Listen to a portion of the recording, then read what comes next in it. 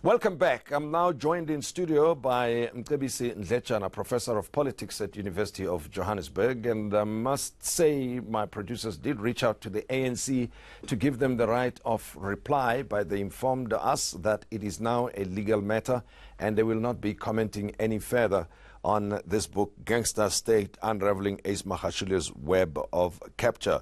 But anyway, Prof, these are some of the things that you've been telling South Africa and myself and many other people that we interact with, that there's something terribly wrong here in this country. And you have used the Free State as an example of this. So the book does not come as a surprise, I suppose, to you. No, it doesn't. I think you have to understand the character of the Zuma presidency. Because before 2007, Ace was a marginal figure. Thabo Mbeki did not want him to become premier, but he wanted to become premier and was determined to do so. So the contest that came about between Mbeki and Zuma provided a space for him to make it into political office, so to speak. So what happened with that contest was that previously ANC contests have pretty much been controlled by the center, by Luthuli House. And the Thabo Mbeki candidature was driven from Luthuli House. But JZ's candidature kind of was driven by ground forces, mostly people who had been nudged by Thabo Mbeki. So that contest, the center and the periphery, so to speak, marked the beginning then of what you would have subsequently. Because JZ was catapulted to office by provincial and regional leaders, it meant that it became indebted to those local leaders. So the authority of the center was now weakened, right? And so long as he could get that support from local leaders, then his presidency was secured. And he knew that most people, especially at a national level, did not like him. So what he did to establish legitimacy for himself was to allow them to engorge on state resources in return for loyalty. So he dispensed patronage as a form of establishing legitimacy for himself. So hence now you have the emergence of party barons at a local level. Patronage became prominent. The ANC was completely changed into a patronage-based party.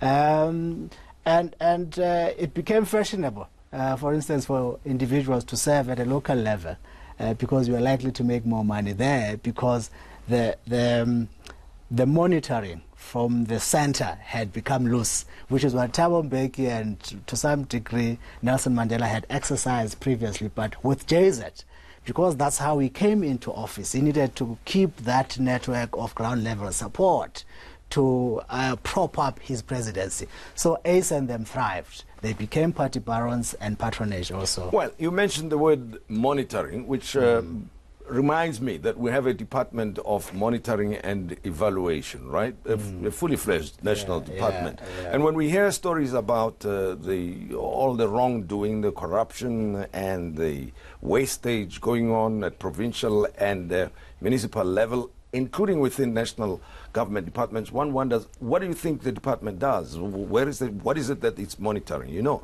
Well, you would expect that department to keep a check on such things. But it wouldn't, because it was also part of this neo-patrimonial state. Remember, the state was configured in a way that advanced and protected the interest of the president. And the extent to which the president was able to do that was because he enabled some of his ministers to benefit from the malfeasance. So there was a web of beneficiaries. They all became protective of this state because they had become so implicated to a point where if you were to pull out, and if you were clean within the state, you were a threat. Themba Maseko was fired because he refused to be corrupt, right? So everyone was kind of complicit, well, most of them, not everyone, complicit in this. So that department also became dysfunctional, and ministers really were quite scared of JZ, because some of these ministers are career politicians, so people guarded their jobs, right? You didn't want to say anything just in case he would be fired. And JZ made a practice of changing his cabinet so as to send a message that if you disagree, you'll be out.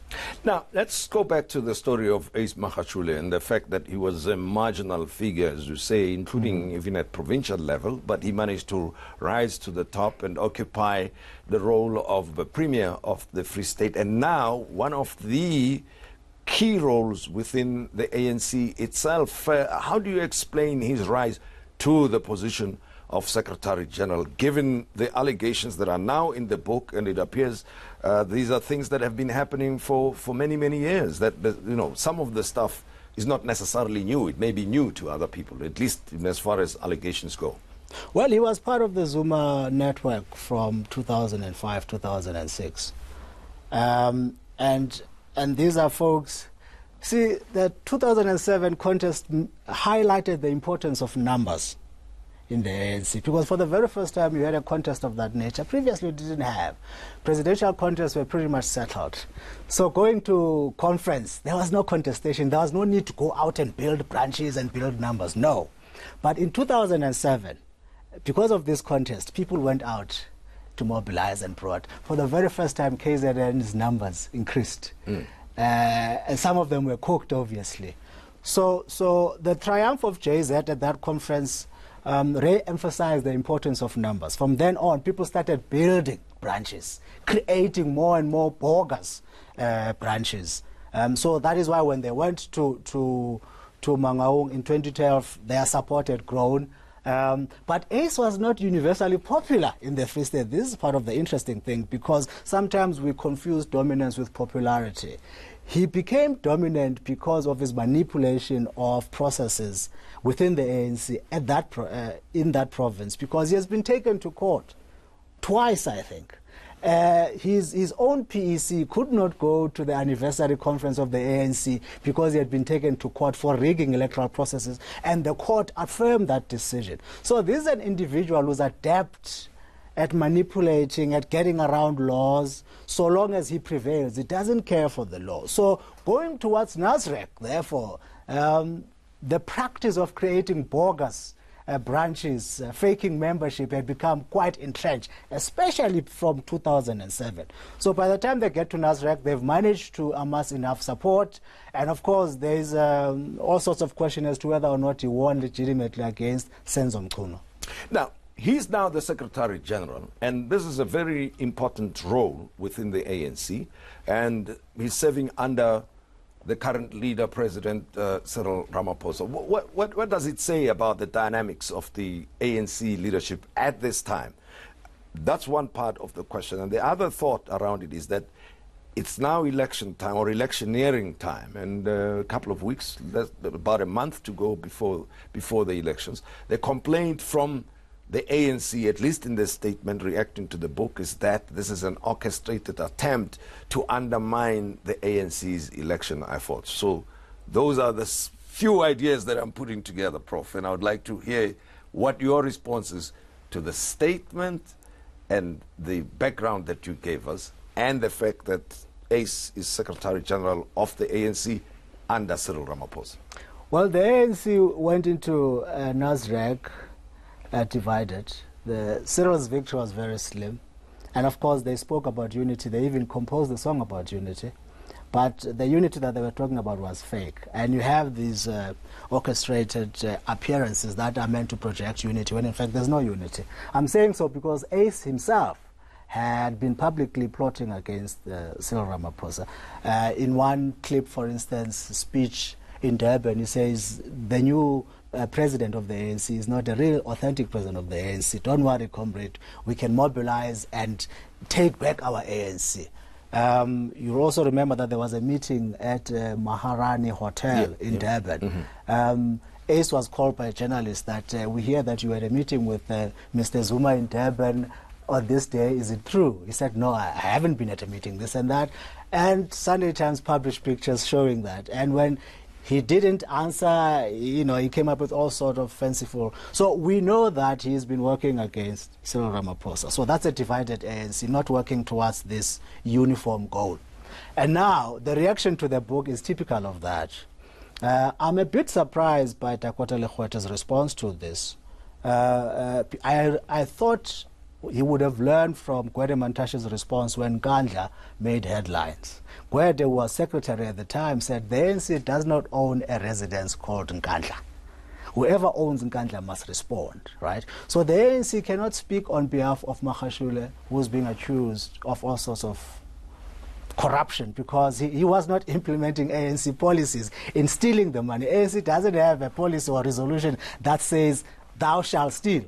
So if a leader is accused of doing certain things in his own personal capacity, they must answer that. So the fact that you have Lekgota now, who's speaking as if he is Ace Magashule's spokesperson, is indicative of how they are divided within. Not all of them prioritize the image of the party. That is why, for instance, some of them, or even Ace himself, would not give the list that they have compiled of very questionable individuals to the Integrity Commission to vet their status. Because some of them, they know that most of them are implicated there. So these are not individuals who are concerned about the image of the ANC, the integrity of the ANC, because they know that they represent the opposite. But Prof, as we conclude, I mean, this time around, what the ANC gets up to is under serious scrutiny, right? Then it's got to do with the developments of the past several years or so, and the emergence of new political parties and the conscientization of especially young South Africans. So what does this all mean for the way the ANC manages itself in the lead up to the elections and the potential outcome of these elections? What should we learn from them? Yeah? It's tough. It's tough to change a party that has been ingrained in corruption. There's a lot of resistance to the change. Yes, in the party, I mean, within the state, Cyril can make a lot of changes because he is president, but within the party is itself, difficult to change because it has a network of beneficiaries, so they will resist that. So it's a delicate balance. He has to push everyone and ensure that the public out there believes that he can change the ANC. It's going to be tough, and even tougher after the elections, because some of those who are implicated now, if they stay in the list, will most likely not be appointed cabinet ministers.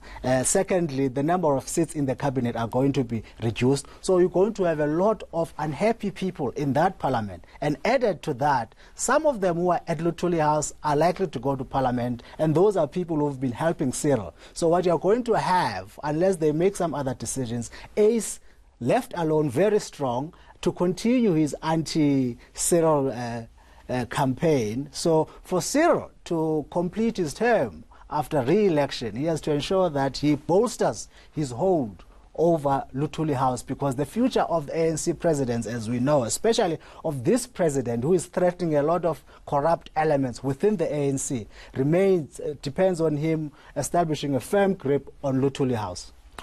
Professor Mcebisi Ndletyana, thank you very much for having been my guest, and as always, I appreciate your time and analysis.